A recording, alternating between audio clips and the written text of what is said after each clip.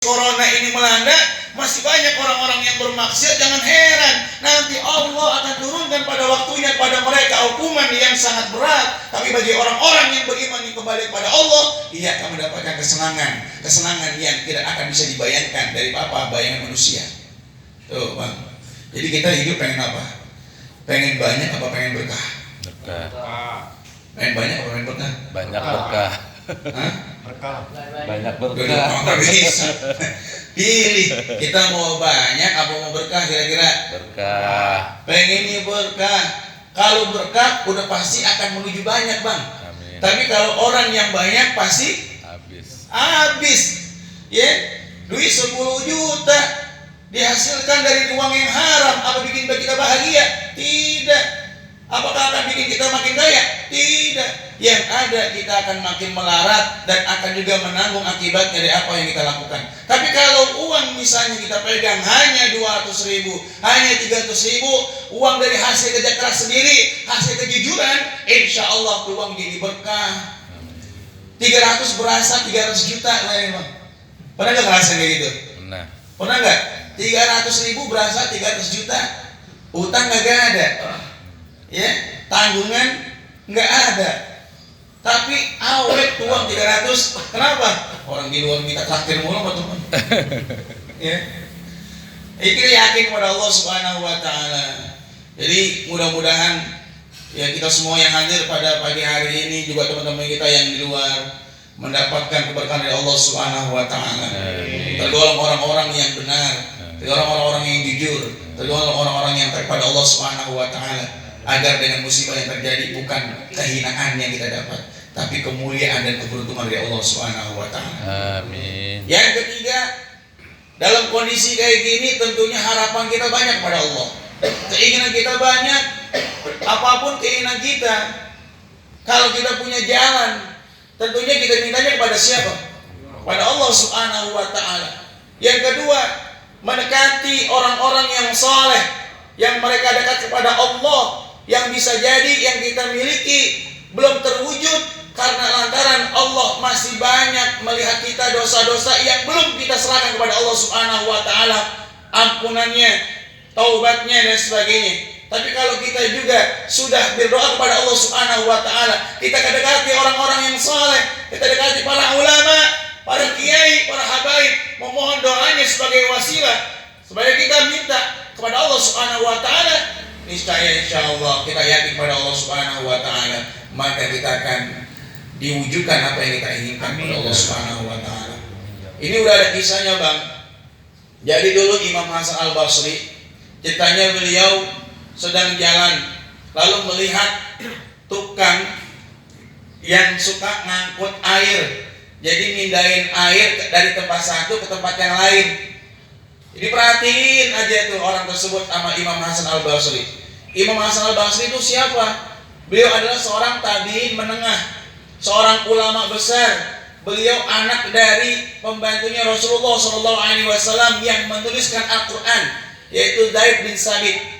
Nah ini Imam Hasan Al Basri sedang memperhatikan seorang yang mengangkut air dari tempat satu ke tempat yang lain, tapi lisannya nggak pernah berhenti dari kata Alhamdulillahirabbil alamin dan tidak pernah berhenti dari Astaghfirullahalazim.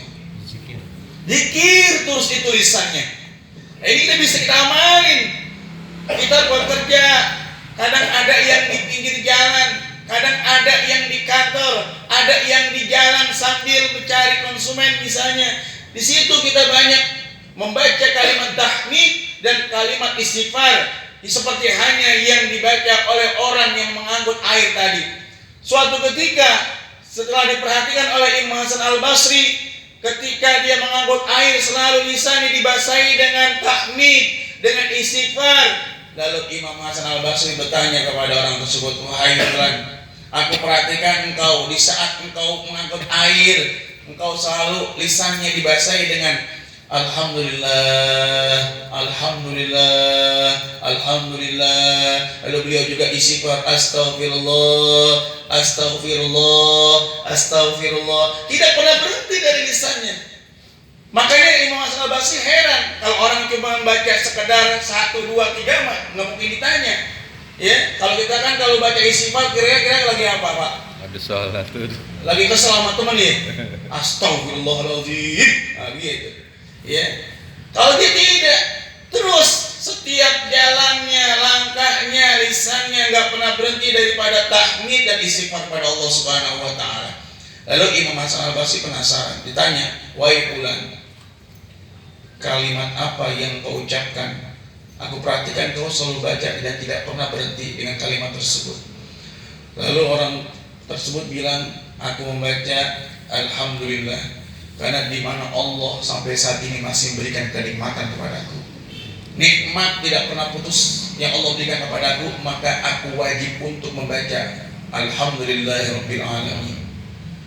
Lalu yang kedua, aku membaca istighfar karena setiap perbuatanku, baik aku ketahui ataupun tidak aku ketahui, bisa jadi ada perbuatan yang aku membuat lalaiku kepada Allah Subhanahu wa taala. Ada perbuatanku yang sekiranya Allah nggak redho kepadaku. Ada perbuatanku yang sekiranya Allah nggak senang. Makanya aku banyak istighfar kepada Allah Subhanahu wa taala. Dengan demikian, alhamdulillah aku baca istighfar, aku baca, semua permohonanku dikabul oleh Allah Subhanahu wa taala. Semua hajatku dipenuhi oleh Allah Subhanahu wa taala. Itu orang tersebut bilang kayak gitu kepada Imam Hasan Al-Basri. Terus, apakah ada lagi hajatmu yang belum dikabul sama Allah? Semua hajatku dikabul sama Allah, diterima oleh Allah. Cuma satu sampai saat ini hajatku belum dikabul oleh Allah Subhanahu wa taala. Imam Hasan Al-Basri bertanya, "Apa gerangan hajatmu yang sampai saat ini belum dikabul oleh Allah Subhanahu wa taala?" Orang tersebut bilang, "Saat ini doaku dari dulu hingga saat ini ingin bertemu dengan ulama besar yang bernama Imam Hasan Al-Basri."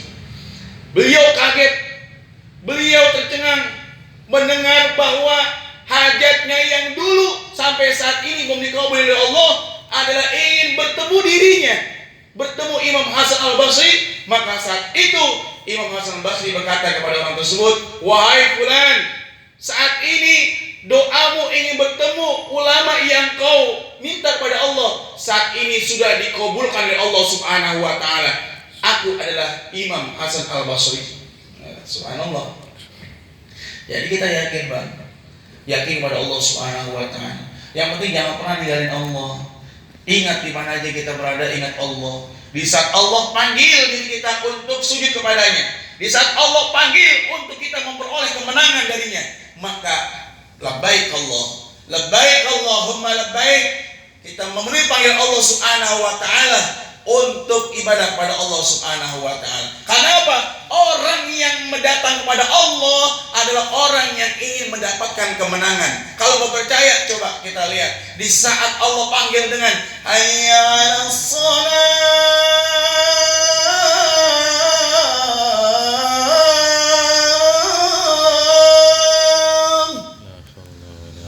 apa artinya? Apa artinya, Bang? Mari kita, kalau kita dipanggil sama sambal kasih kira-kira gimana? Seneng. Abang, kemari dong, anterin Neng ke Tanah Abang. Cepet. Wah, tapi abang mau apa kagak nih? Hujan. Nggak apa-apa Neng, jangankan hujan, panas aja abang jalan. Akhirnya tak mikir lagi, di jalan tuh dijemput sang kekasihnya.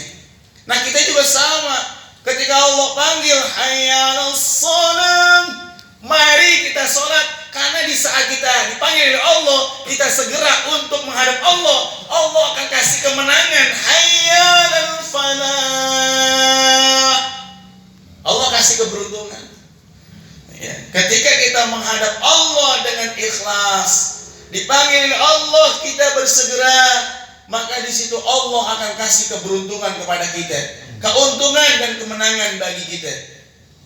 Tapi jarang yang mau, jarang yang berpikir-pikir dulu. Ketika dipanggil, entar dulu. Ketika dipanggil, entar dulu.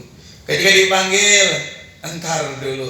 Asar masih lama, baru 3:30.